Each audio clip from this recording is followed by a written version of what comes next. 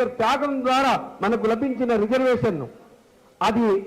భారతదేశంలో ఉన్న అణగారిన జాతులకు దళితులందరికీ సమానంగా పంచబడాలి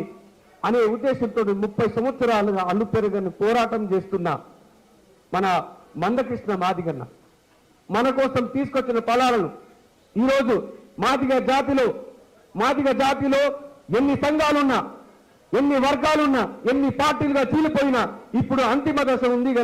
వచ్చింది గనుక ఇప్పుడు మనం అందరం ఏకమై మనం సాధించే దిశగా మనం పోరాటం చేయాలని కోరుతున్నాను.